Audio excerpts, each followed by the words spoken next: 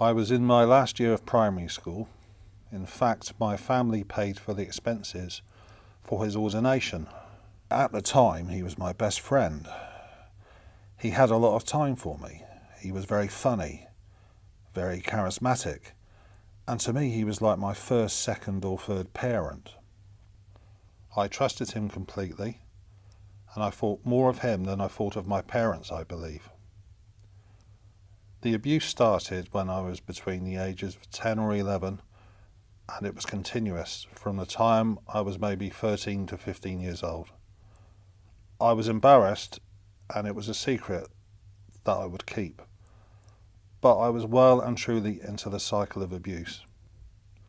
I knew it was wrong. I knew it was a secret, but the abuse kept happening. I felt thoroughly ashamed, and also thoroughly angry that someone could groom a youngster, a 10-year-old boy, into such a way, to actually thinking it might be wrong, but it's still happening. I was at the doctor's, and the doctor suddenly noticed approximately 2 years ago that I was feeling worse and worse, and I was looking more and more down and depressed, and he recommended that I go and see a psychotherapist. During the session, the psychotherapist asked me, said, "Were you ever sexually abused as a child?" And I said, yes. But to actually say yes to that for the first time in over 45 years, just to say one word, was one of the hardest things I've ever had to do. I couldn't say it without closing my eyes. I started admitting very small amounts of the abuse. Just, there was someone who was touching me, and I had to touch him. I didn't have the courage or the strength to admit to the level of the abuse that was happening. I knew there was something wrong about that time, but it was the best kept secret. It was something that I didn't want anyone to know, that I was abused as a child. I didn't want anyone to know that I was abused by a priest as a child. I contacted a charity where it's non-recent victims of priests.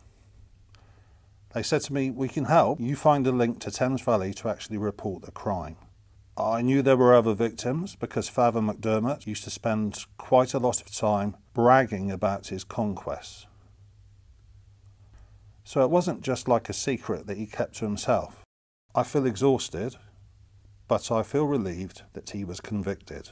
This person has taken away my self-worth, and I believe this person should be in prison for a long time. When I first admitted the abuse, I believed everything was shame and embarrassment, and I was disgusted with myself, and I was disgusted with what he made me do. But as I've had more time to reflect, I realised that he actually took away a part of my soul. He took away my footprint wherever I go in society. He took away the inner confidence. And I think really the biggest thing he did is to take my self-worth. I think that is even bigger than the embarrassing things I had to come to terms with. He even had the audacity to plead not guilty. Because I suffer now from depression and anxiety, that takes a large part of my day. Luckily, I have people around me who support me. But I always imagine every day what my life would have been like if I didn't have such a psychological injury which he imposed on me. And I wake up every morning knowing that some of my dreams have been reflecting about my self-worth and the psychological injury as well, every single day.